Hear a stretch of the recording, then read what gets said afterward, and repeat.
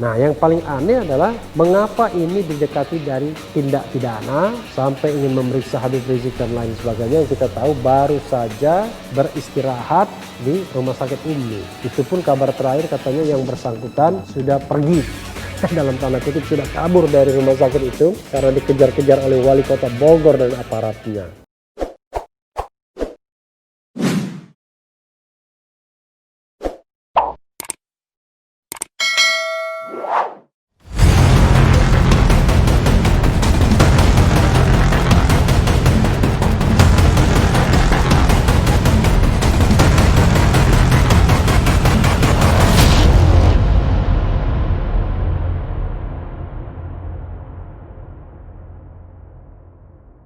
Assalamualaikum warahmatullahi wabarakatuh.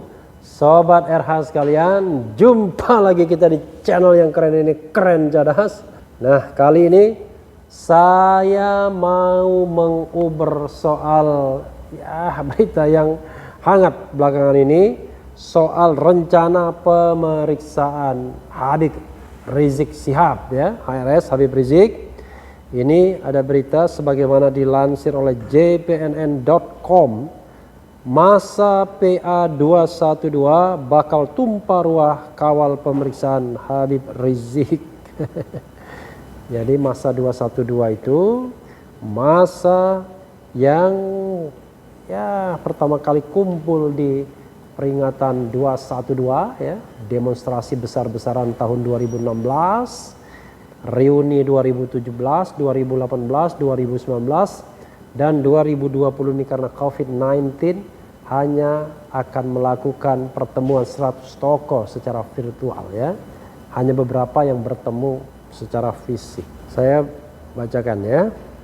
jpnn.com Jakarta, Polda Metro Jaya telah memanggil Imam Besar Front Pembela Islam FPI Habib Rizik Syihab untuk diperiksa pada Selasa 1 Desember besok. Habib Rizik diperiksa sebagai saksi di kasus kerumunan yang terjadi di Petamburan, Jakarta Pusat. Wasekjen Persaudaraan Alumni PA 212, Novel Bamukmin mengatakan, masa 212 siap merapatkan barisan dan mengawal Habib Rizik apabila memenuhi panggilan Polda Metro Jaya.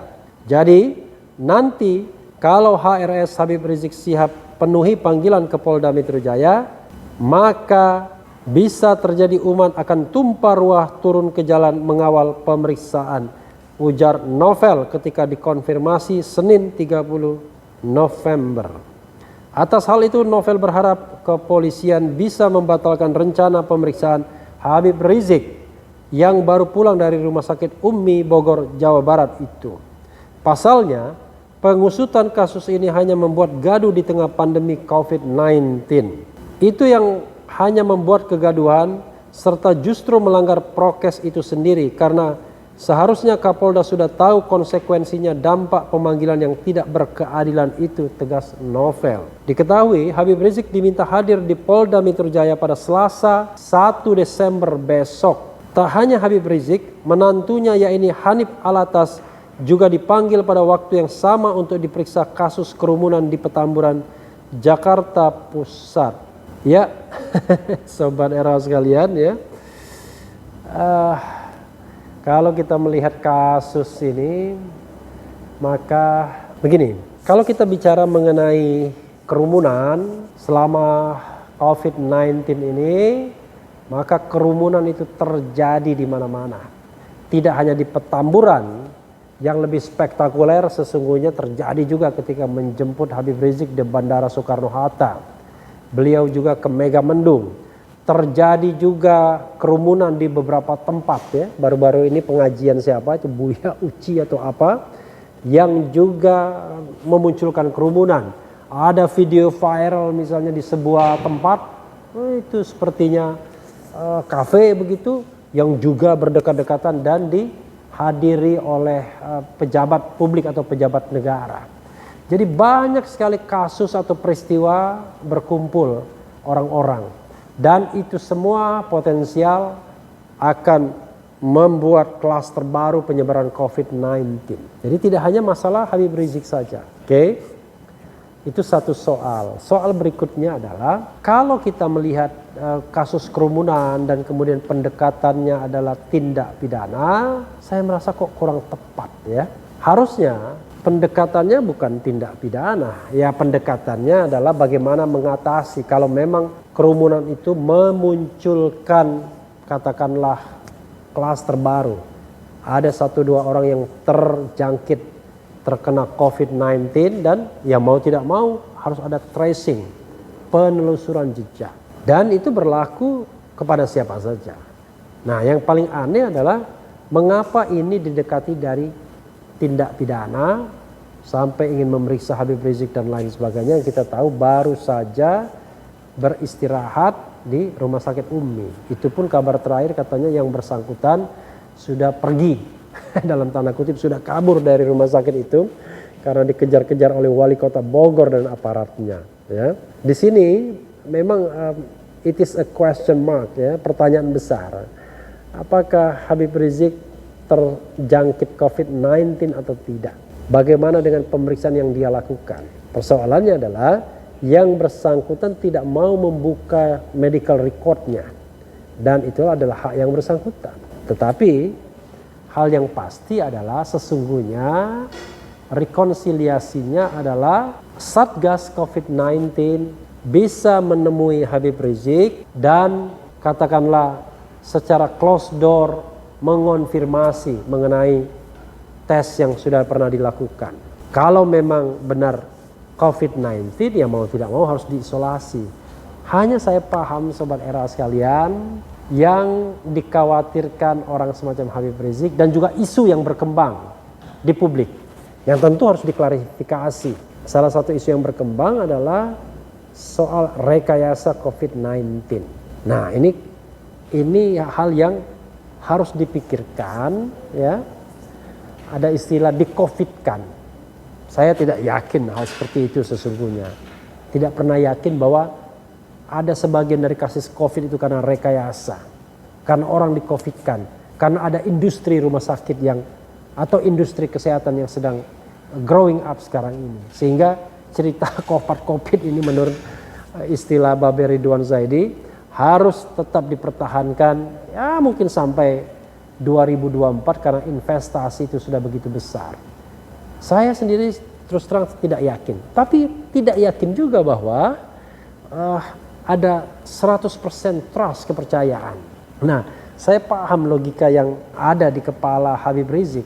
Beliau pasti takut ya, khawatir kalau di-COVID-kan. Kalau memang posisinya saat ini beliau tidak COVID. Artinya pemeriksaan swab nantinya mengarahkan kepada status bahwa yang bersangkutan terkena COVID-19 sehingga perlu diisolasi dan tidak boleh melakukan aktivitas. Ya mungkin saja dianggap OTG, orang tanpa gejala misalnya.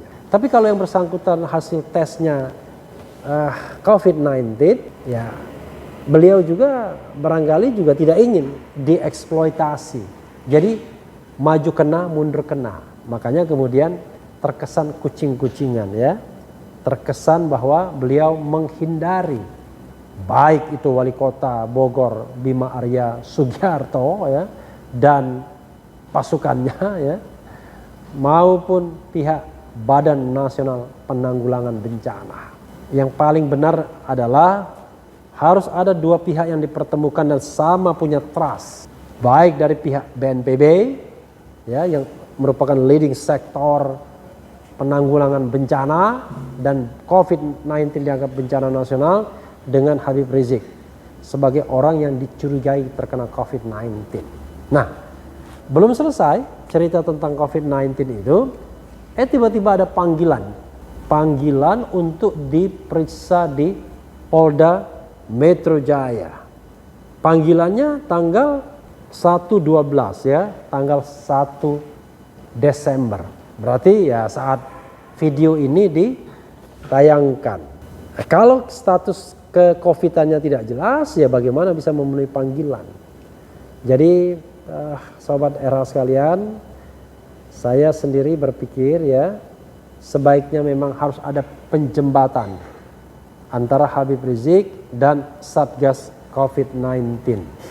Harus ada kepercayaan dari pihak Habib Rizik terhadap Satgas COVID-19, terhadap tim dokter yang mungkin diterjunkan, terhadap hasil pemeriksaan lab atau swab, ya, sehingga kondisi yang bersangkutan memang betul-betul bisa dipertanggungjawabkan, atau ada pemeriksaan tim yang lebih independen seperti Marsi misalnya yang sepertinya lebih dipercaya oleh Habib Rizik. Kok bisa begitu? Ya, this is about politics. Apapun bisa terjadi. Tapi kalau misalnya pemeriksaan Habib Rizik mengatakan yang bersangkutan itu sekarang mengidap COVID-19, kayak who knows, kita tidak tahu bagaimana status yang bersangkutan, ya maka memang yang bersangkutan tidak boleh kemana-mana for the time being, harus diisolasi.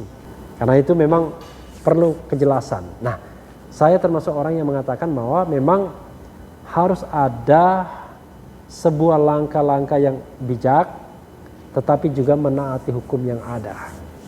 Jadi bagaimana menaati hukum yang ada? Ya, kita tidak boleh memaksakan orang untuk membuka medical record seseorang, tapi orang tersebut juga bisa mematuhi Satgas COVID-19.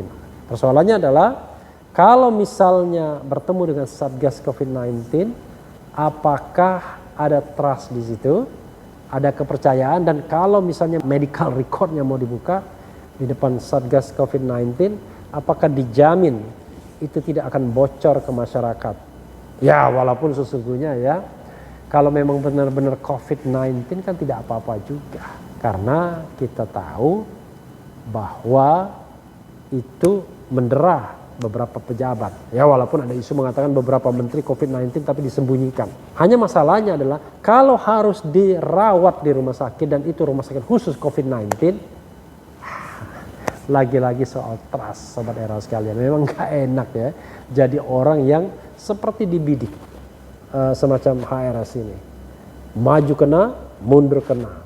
Kecuali pemerintah mampu dan bisa menjamin, dan itu trusted, bahwa kalaupun Habib Rizik harus diperiksa lalu dirawat di rumah sakit yang ditunjuk oleh pemerintah atau penguasa, maka dia akan aman, akan safe, akan tidak diapa-apakan. Nah, soal seperti ini, soal yang saya tidak bisa jawab lagi. Ya, tinggal tergantung bagaimana Habib Rizik berhadapan dengan Satgas dan bagaimana Satgas memberikan keyakinan kepada Habib Rizik. Itu saja sobat era sekalian, dan mungkin saya tidak tahu ya, karena video ini sudah akan ditayangkan. Ketika panggilan itu dilayangkan, mungkin saja Habib Rizik tidak datang untuk memenuhi pemeriksaan ini, karena ya bisa jadi karena ada dugaan COVID-19 atau ada pertimbangan-pertimbangan lain yang kita tidak tahu. Sebenarnya kalau bukan Habib Rizik, permasalahan ini begitu mudah untuk dipecahkan. Tapi karena ini Habib Rizik, orang yang lagi happening, booming, bahkan bisa menggetarkan istana, kata Rocky Gerung ya, maka semuanya menjadi serba tidak mudah untuk Habib Rizik, untuk Satgas COVID-19, dan barangkali juga untuk pesan-pesan yang disampaikan dari istana untuk siapapun yang sedang berhadapan dengan HRS dan para pengikutnya. Mudah-mudahan sobat era sekalian semuanya baik bagi negeri ini, karena kita pun tidak ingin lebih banyak lagi orang terkena COVID-19, tidak ingin lebih banyak lagi zona-zona hitam, bukan lagi zona-zona merah ya. Dan yang penting tetap di channel ini, karena di channel ini Anda akan dirayu, ditipu, dibaperin, dicecar, diuber pula di jalan khusus.